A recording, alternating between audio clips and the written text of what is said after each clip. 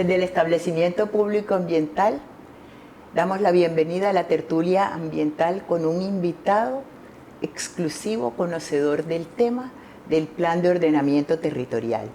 Él es Antonio Nieves González, arquitecto de la Pontificia Universidad Javeriana, magíster en Urbanismo y Desarrollo Territorial de la Universidad del Norte, especialista en Derecho Urbano del Externado de Colombia. También es especialista en Planeamiento y Estrategias Urbanísticas de la Universidad Oberta de Cataluña. Bienvenido. Muchas gracias, Lidia. Un placer estar con todos ustedes hoy. Y qué chévere tocando todos estos temas de ordenamiento territorial que son tan importantes para el desarrollo actual de la ciudad. Muy bacano. No solo importante, sino es el tema que nos ocupa, que está vigente en este momento, más que nunca está de moda. Listo. Si el Plan de Ordenamiento Territorial es un instrumento técnico y normativo de planeación y de gestión de territorios, conformado por un conjunto de acciones políticas, normas, programas, proyectos que orientan el desarrollo del territorio municipal, sí, en corto, mediano, largo plazo, que regula la utilización, la ocupación y transformación, vamos a hablar de ciudades en una manera bien organizada. ¿Realmente quieres explicarme qué es el ordenamiento territorial? Sí, así como tú lo acabas de describir en la introducción, yo pienso que hay que mirar el ordenamiento territorial desde un punto de vista un poquito más general, como más abierto. Miremos que un poco que el ser humano siempre ha tenido una relación muy estrecha con su territorio, ¿cierto? Entonces, prácticamente el desarrollo óptimo del ser humano y la comunidad que lo rodea depende mucho de cómo se desarrolla con su territorio, cómo se desarrolla con el agua que lo circunda, cómo se desarrolla con el suelo, con las montañas que lo rodean, con la vegetación que está intrínseca, con otras comunidades que tiene cerca, con los recursos físicos, como por ejemplo la tierra, el oro, los metales, etcétera, etcétera. Entonces, el ordenamiento territorial va un poco destinado a que la sociedad y la comunidad haga un uso debido de ese recurso territorial que tiene disponible a su alrededor, de manera que ese recurso pueda sostenerse a lo largo de los años. Y a partir de ahí han habido una cantidad de regulaciones que lo que nos llevan es a poder proteger esa estabilidad entre el desarrollo humano en sociedad, de la vida en sociedad, y la vida o la integridad vital de ese territorio que nos rodea, teniendo en cuenta sus recursos hídricos, sus recursos vegetales, sus activos ecosistémicos, sus posibilidades económicas, sus temas de movilidad, en fin, y de ahí se desprenden ya toda una serie de derechos de primera y de segunda generación que ya conocemos en todos los estados sociales de derecho. Pero el ordenamiento territorial es básicamente cómo llevar a cabo esa relación certera, precisa y eficaz entre el hombre y su vida en sociedad y el territorio que lo rodea. Puede que eso sea cierto, sí, porque siempre la teoría, aquí nos rigen tantas normas, aquí hay tanto que yo siempre digo que podríamos construir tantas cosas positivas, tantas cosas objetivas para el desarrollo. Pero ese plan de ordenamiento territorial en esta ciudad, vamos a hablar del distrito y Cartagena específicamente, ¿tú crees que tenga un orden, valga esa, que a mí es como un jueguito de palabras?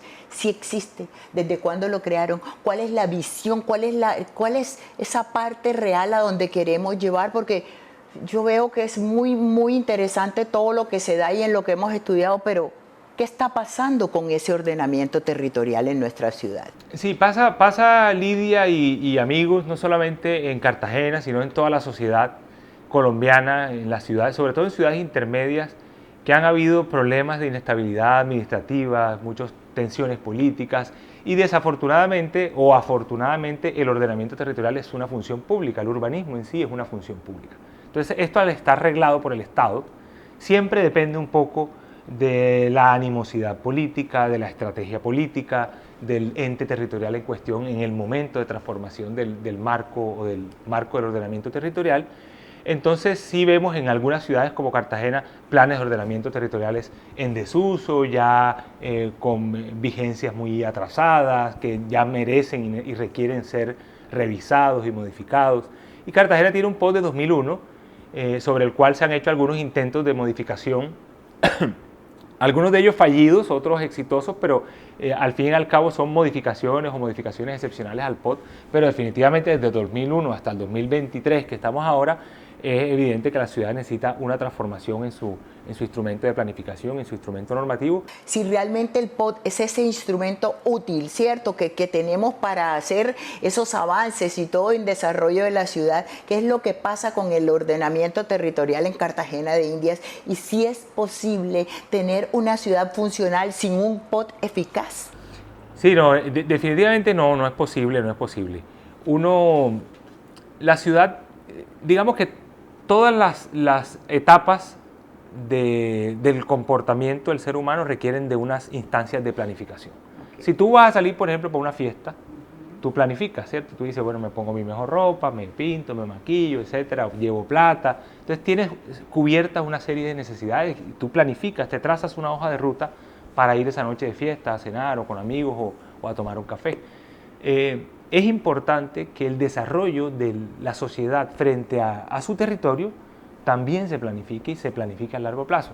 Entonces un plan de ordenamiento territorial lo que intenta hacer es definir como esa hoja de ruta de la ciudad o de la entidad territorial hacia dónde va.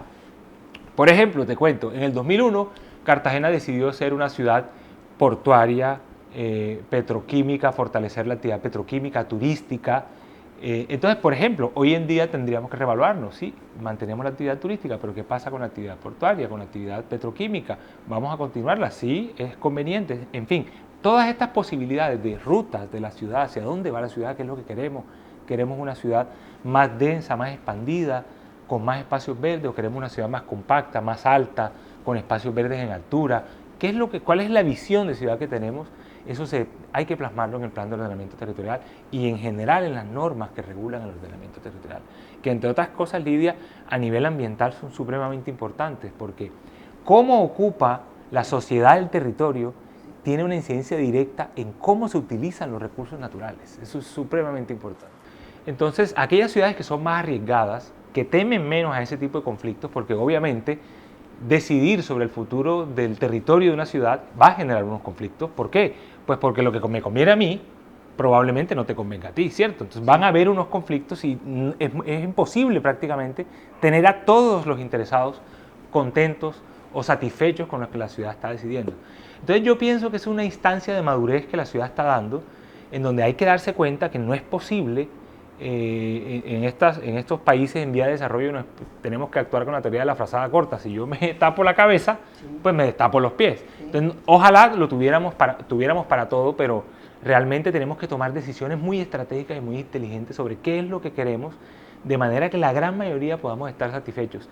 Y definitivamente hay que hacer el acto de constricción todos y decir si realmente estamos impulsando el desarrollo de la ciudad o lo estamos obstaculizando. Entonces, la invitación a todos los amigos que nos ven es siempre a pensar en construir. Es muy fácil decir no, decir yo me opongo, decir yo no quiero esto porque no me conviene, pero pensar, ok, no me conviene a mí, pero sí le conviene a la ciudad, le conviene a los árboles, le conviene a los cuerpos de agua, le conviene a mis hijos, a mis nietos. Entonces, un poco dejar de ser egoístas, eso implica que una sociedad va madurando. Entonces, a ver, aquí entra la pregunta, ¿será que no pensamos en colectivo? ¿Será que esta visión de ciudad, como tú dices, bueno, listo, el puerto industrial, pero la industria también contamina, tú sabes todo eso que genera? Entonces, son como unos roles y son como a veces unos emporios los que manejan a la ciudad. Entonces, ¿dónde queda la gente que está necesitando otras cosas, está pidiendo otras oportunidades, que también forma parte de una ciudad, que también forma parte de construir un ordenamiento territorial? ¿Dónde quedamos todos o cómo debemos enrutarnos? Háblamelo ya desde tu punto de vista en los estudios que has realizado. Eso que planteas es muy importante. Generalmente lo que se busca es un equilibrio entre distintas, haz de cuenta como tener una mesa de tres patas. Yo en una pata tengo la parte económica, en otra pata tengo la parte ambiental y en otra pata tengo la parte social. Entonces se busca un equilibrio entre los tres y hay que saber que para sostener un desarrollo en el tiempo es importante que esas tres patas estén cuidadas. Yo no puedo sostener una ciudad si económicamente no produce. Yo tampoco puedo sostener una ciudad si tengo a una comunidad descontenta, inconforme, desatendida, sin cubrir sus derechos. Yo tampoco puedo sostener una sociedad en el largo plazo si no tengo cubierto la utilización de los recursos ambientales, porque se me agota el agua, se me agota el suelo, se me agota el aire, se me agota la biodiversidad y eso pues hace que mi permanencia en el territorio pues no sea viable. Entonces, la ciudad siempre tiene que planificar pensando en que existen esas tres variables y a las tres variables hay que alimentarlas por igual. Si el POT determina el uso del suelo, también dónde se puede construir, dónde se puede producir y las zonas que deben proteger, cuál es el rol de la autoridad ambiental en el marco del ordenamiento que le corresponde a ella en esa parte y en ese sentido. Bien, vamos a hablar un poquito del tema de la instancia de planificación de la autoridad ambiental. ¿Cómo planifica la autoridad ambiental? La autoridad ambiental tiene una serie de instrumentos de planificación, como por ejemplo los planes de manejo de cuencas hidrográficas, en fin, planes de protecciones manglares, planes de suelos de protección, planes de rondas hídricas, en fin, hay una serie de instrumentos normativos que nos sirven para planificar nuestro territorio a partir del tema ambiental. Ahora bien, dentro del ordenamiento territorial, dentro de lo que es los planes de ordenamiento territorial, las autoridades ambientales participamos en lo que se llaman las etapas de concertación ambiental. Por ejemplo, ahorita recientemente nos radicaron el plan de ordenamiento territorial actual que adelanta la Secretaría de Planeación, y el establecimiento público ambiental debe estudiar el documento para exactamente pronunciarse sobre todos los aspectos ambientales que considere deban ser revisados o deban ser tenidos en cuenta, algunas cosas que probablemente no están siendo tenidas en cuenta. Entonces el rol de la autoridad ambiental es preponderante, sobre todo porque tú mencionabas, Lidia, temas de densidades. Muchas veces nosotros los que nos dedicamos a temas ambientales aquí en la institución creemos que lo ambiental nada más es el cuerpo de agua o el árbol o la zona verde o los animales, en fin. Muchas decisiones que se toman en el territorio, por ejemplo, cuando yo decido sobre alturas, cuando yo decido sobre usos de suelo, impactan ambientalmente. Por ejemplo, ¿qué pasa si yo las zonas de servicios las pongo lejos de las zonas de vivienda? Voy a obligar a unos traslados, ¿cierto? Okay. ¿Y esos traslados qué costos tienen? ¿Qué costos tienen a nivel ambiental? Emisiones de gases tóxicos, consumo de gasolina, más distancia, más tiempo, por ende más exposición a la incidencia calórica del sol, sudo, tengo que beber agua, en fin. Entonces, fíjate que, por ejemplo, ese ejemplo de cómo localizo actividades en el suelo, fíjate todo lo que me impacta a nivel ambiental. Entonces, cuando yo reviso un marco de ordenamiento ambiental, no solamente debo revisar dónde pusieron los suelos de protección, qué dijeron sobre los cuerpos de agua, sino cómo está organizado el territorio, dónde está la industria, hacia dónde vierte, qué tan lejos le quedan los colegios de las zonas de servicio, el transporte para allá es eficiente en términos de consumo de combustible. En fin, son una serie de cosas que todas impactan a nivel ambiental y que hay que ser muy inteligente y muy acucioso a la hora de identificarlas. Es importante eso, porque fíjate, volvemos a los términos y aquí viene uno muy importante que es activos ecosistémicos, que son los beneficios materiales que las personas obtenemos del ecosistema. El ejemplo es claro, es el agua, las fibras, maderas, combustibles, etc. En términos prácticos, ¿cómo se pueden proteger estos activos? Con un instrumento normativo de ordenamiento. ¿Cómo podríamos proteger eso? Volvemos a lo mismo de la ley. Debe ser que hay algo que tú, sí, que de lo que hayas estudiado, ahí no lo puedas. Claro que sí, Lidia. Bueno, esta parte es complicada. A mí, en muchos foros en los que he participado y charlas en las que he estado, siempre yo percibo que la comunidad encuentra una distancia entre lo que es planificar y lo que es hacer. Cuando muchas veces la comunidad dice, sí, eso lo dice el POT, pero eso no se respeta. Sí, el POT dice que los canales deben tener un retiro de tanto, pero ahí los están invadiendo. Sí, el POT dice que estas zonas son de protección manglar, pero resulta que ahí pusieron una serie de ventas ambulantes. Entonces, una cosa es lo que la norma plantee y otra cosa es cómo la instancia ejecutora de esa capacidad de control actúa. Entonces, evidentemente, los planes de ordenamiento territoriales y los planes de manejo ambiental o de cuidado ambiental de todos estos activos ecosistémicos que tú mencionas tienen que tener una herramienta operativa de protección.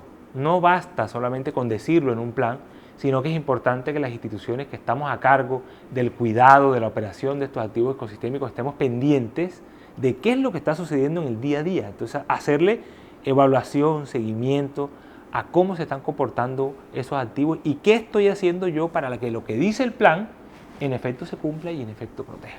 Yo pienso que el ambiente sí necesita más alerta en cuanto a eso de hacer cumplir estas leyes. Todos hablamos, todos opinamos, todos queremos arreglar el mundo. Existen muchos discursos. La pregunta va encaminada a esto. ¿Qué responsabilidades tienen las instituciones de gobierno y la comunidad en general? Sí, fíjate que esta pregunta que me haces se enlaza muy bien con la anterior, porque yo te iba a decir algo precisamente que creo que responde a esta pregunta. La responsabilidad va mucho más allá de las instituciones gubernamentales, Lidia. Es importante que la comunidad entienda que el medio ambiente no se cuida con guardias operativos de las entidades ambientales, no.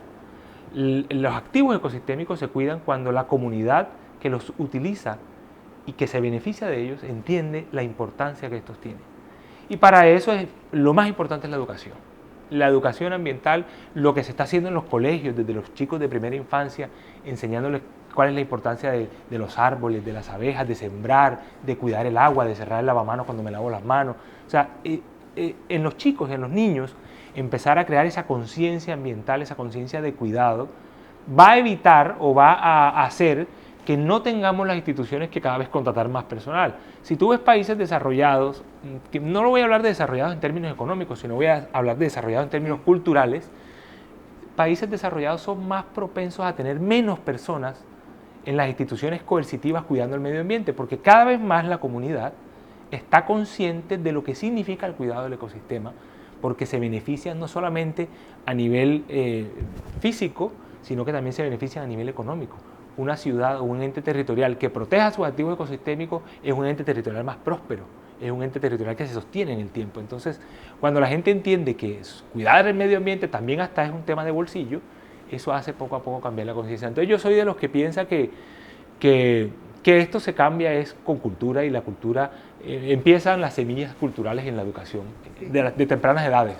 Nosotros estamos haciendo un trabajo que es conseguir el grupo que se llama Ciencia Ciudadana, así que ya es esta relación directa con esta experiencia que se tiene con el ambiente, porque mucho se habla, ya que hablaste de los colegios, se hablan de los PRAE, que son los proyectos escolares, se hablan de los PRAU, que son de los universitarios, y los PROCEDA, que es directamente todos estos proyectos que la comunidad que están abriendo los ojos y quieren realmente apropiarse de su espacio para mantenerlo. Sin embargo, mi pregunta va así: venimos trabajando y haciéndolo de manera puntual y de manera casi como que abrirles a las personas no solo el corazón y la mente, pero estos procesos que yo sé que se hacen con educación, ¿tú crees que 30, 40 años, lo hablo ya a nivel personal, ¿tú qué crees? La respuesta es, tenemos que tener 7.000 personas en EPA para estar parados en todas las esquinas de los canales, para que la gente no tire papeles y para que la gente no use los orinales. No, esa no es la respuesta, Lidia. Lo que hay que hacer definitivamente es no desfallecer, o sea, seguir intentando y seguir convencidos de que la educación ambiental y la cultura es la que nos va a sacar adelante, para que no tengamos que estar robusteciendo las entidades para proteger el medio ambiente. Lo que hay es que robustecer la mente de todos nosotros los ciudadanos. ¿Qué nos quieres dejar antes de terminar esta tertulia que nos ha dejado grandes enseñanzas o una mirada diferente a todos los que nos están viendo? Bueno, yo lo que quiero es invitarlos a todos al optimismo.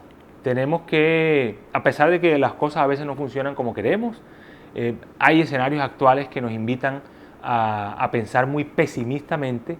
El tema del cambio climático, el tema del plan de ordenamiento territorial, el tema de los asentamientos informales, de la contaminación, del vertimiento de residuos, de actividad industrial, en fin.